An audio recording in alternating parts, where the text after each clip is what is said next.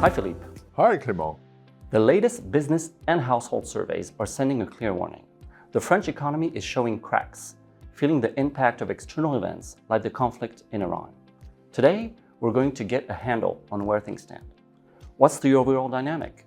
Are we looking at a recession or another inflation surge? And what can the government actually do given these budgetary challenges? Philippe, thanks for joining us to break it all down. First off, what's the general outlook for the French economy's momentum? The economic momentum for the French economy is quite low. During the first quarter of this year, GDP collapsed by minus 0.1. It's not a recession, it's not a drama, but it shows that the global momentum is very, very low. And when we look at surveys from companies or from households, we see that they are weak. Households are pessimistic, and companies, specifically in services or in consumption, are very, very low. The other point I have to mention is that the trend in GDP growth for France is 1+, no more than that. And it's quite asymmetric. We see that capability to go lower is easy. Capacity to go to 2% for a long time period is quite impossible. That's the point. And so we have to think about that. And we have a meeting, Choose France, which has been built by Emmanuel Macron, the French president. And what does it mean? It means, well, okay, we will have a lot of investment in France, good. But what is important for us is that we have a lot of startups in France. We are quite a champion in Europe. But what we see is that they all start in France, but they develop outside because it's easier to develop. And if we want to grow in the long term, we have to keep all these startups in France. And the task of the next president will be to change rules to improve this capability to keep all these startups in France to create activity and employment. That's a huge target for the next president, and it will be very interesting to see how the next presidential campaign will go on that topic. On the business front, what key signals can you point out? When we look at survey on company side, we see that in April and May, surveys are quite pessimistic. There is no drama, but we see no momentum. We see something positive in industry, in the manufacturing sector, because people are making inventories. They fear what will happen in the future. So we have a lot of inventories on goods. But for services, for consumption, we see that the surveys are quite weak. That's the first point. That it means that in the very uncertain environment, we cannot expect that company will create a lot of investment and create a lot of jobs. We've seen that during the first quarter of this year. Corporate investment has decreased marginally, but it has decreased. And we can expect that for the second quarter.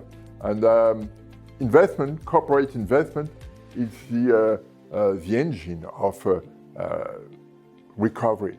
And that's something that could be weak for months if we have still all this uncertainty around the economy, and not only the French economy, but the global economy. What about households? How are they taking the hit? Is purchasing power the big worry here? Households are wondering how the situation could move. Their saving rate during the first quarter of this year is higher than at the end of 2025. So it means that they are worried about the global environment. And it was almost before the conflict in Iran. What we see in recent surveys in April and May is that they do not want to spend a lot, and they are not able to save more. It's very interesting. It means that they have to make huge arbitrage in their own budget.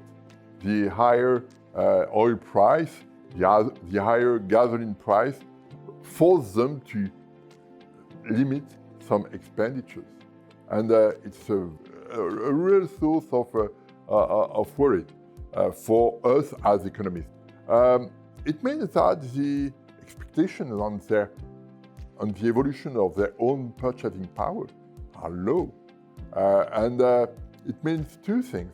When we look at the purchasing power in France, we see that the minimum wage is increasing rapidly due to the fact that the inflation rate is high and there is an indexation associated to that. But wages just above this minimum wage are not increasing. So more people now are working at the minimum wage due to this mechanic adjustment. So it's a real source of worry because it creates low incentive to work.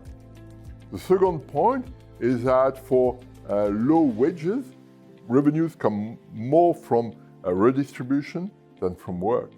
So what kind of incentive you have to work more? People are getting their revenue from elsewhere than their job. That's a real issue, and we have to improve the productivity of the French economy to create a larger and stronger momentum currently. Ultimately, should we brace for a recession? And is inflation likely to skyrocket again as it did in 2022? When we look at the first quarter of this year, we've seen that the GDP contract a little bit, minus 0.1. It means that with what we see on surveys from companies or outside, we see that they will probably spend less, and we can expect that the GDP will be close to zero or be negative. So technically, we will probably have a recession during the first half of this year. It's not a drama, but it means that the GDP growth for 2026 will be lower than 0.5. It was expected at 0.9%. So it will have consequences on the budget deficit, etc. Something we will discuss later. That's the first point. So technically, we will probably have a recession. The second point is that the inflation rate will not follow the trend we've seen in 2022 because what we see on the energy prices, notably on gas, is not the same that in 2022. But the inflation rate will probably be higher in the long term than what we have before the pandemic. It was lower than 2% before the pandemic. It will probably be at 2 or plus 2% after the now and for 4 years. One reason for that is that we see that in Europe, in the US, in China, everyone wants to produce on its own ground, its own country. So it means that production that was in Asia will be relocated in Europe, for example, and it costs more.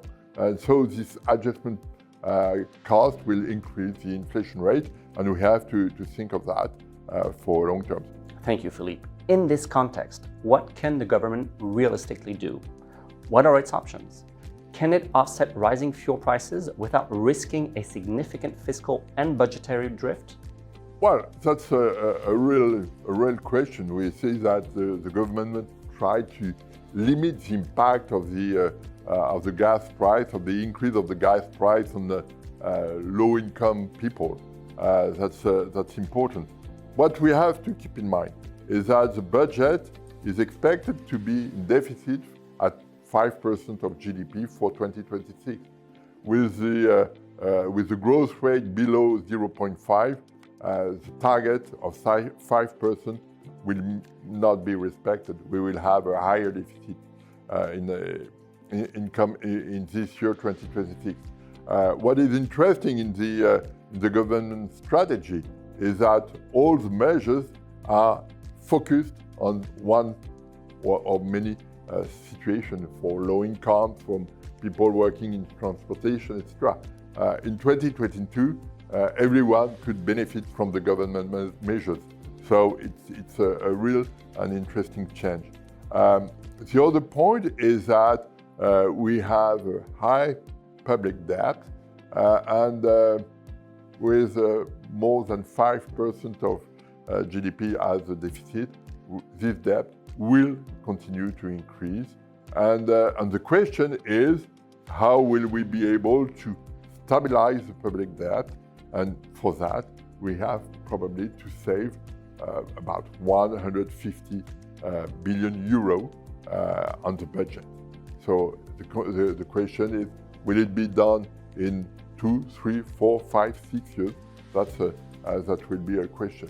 What worries us in terms of budget is the fact that in 2027 we have a presidential election in France, and so the budget that will be voted for 2027 will be rediscussed in May or June 2027 with the new president, with his new majority at the Congress, and so it will be different. So it means that the real strategy will be produced, I would say, in 2028. It's very far from now, and it's a real source of worry because we have the habits in France to say we will do it tomorrow, and on budget side, it's clearly the case, and it's worrisome. The IMF recently stated that France must cut spending. Is this the price to pay for years of debt-fueled spending increases financed by rising public debt? The IMF said we have a real public finance issue in France. If we want to stabilize the debt, we have to save 150 billion euros. That's what I mentioned earlier. And the question is, do we have to tax more or do we have to reduce our expenses? That's the point. And as we have on tax side or on expenditure side, the higher tax rate or expenditure rate as percentage of GDP in the world economy, we have to make arbitrage. What we know is that on tax side, it's already very high. And what I mentioned is that all the startups that start in France are developing their business outside France because it's easier, because it's cheaper than doing it in France. So we have to think about that. And making higher taxes will probably make a break on growth. That's a real issue. And we have to develop growth now. On the expenditure side, probably we have to reduce our expenditures. On retirement, on social spending, we see that the increase we've seen in the recent years is probably too high. And so we have to think about it, and probably the solution is to reduce the expenditures, and it will be a real source of discussion because it's not something that is accepted by all the political parties, and that's something that will be very important during the presidential election in 2027. Prime Minister Sébastien Lecornu has appointed 4 economists to shape the budget's profile for the coming years. The report is due early July. Beyond wise recommendations, can we anticipate a responsible budget for 2027, knowing that, as you said, a supplementary budget will inevitably follow the presidential election? Should we be concerned? We haven't had a balanced budget in France since 1974. So it means that we have to think deeply on public finance in France. We see that public debt is increasing every year as percentage of GDP, and we have to probably to think differently at public finance. Many economists say we have to create an institution outside the government to discuss, to think about the public finance. Maybe these four brilliant economists will start this institution. That could be a good point. The second point is that this report from the four economists that will be published in July will be very important for the next presidential election. It said we discuss public finance with all the elements we can have, and this will highlight this public finance issue during the presidential election. And that's a very interesting point. What can we do? What is unavailable or whatever? How can we manage all this public finance? It has to be not a discussion at Bercy, the economic minister, or at the Élysée Palace of the president, the new president. It has to be something that is discussed by everyone in the French society. So this report, it will be very important for that. We have to discuss all these public finance issues with strong basis, with something that is clear, and probably these four economists will be able to present something very clear on the French public finance issue. Clearly, we have strong expectation on that, and cross fingers that it will be a source of discussion for everyone in France, and not a report that will be put in a shelf and not discussed anymore. We have this, as economists, we have to amplify the impact of this report during the summer. And it will be a very interesting task for us as economists. Thank you, Philippe, for these insights, and see you soon for another edition of the Economic Perspective. Thank you, Clément.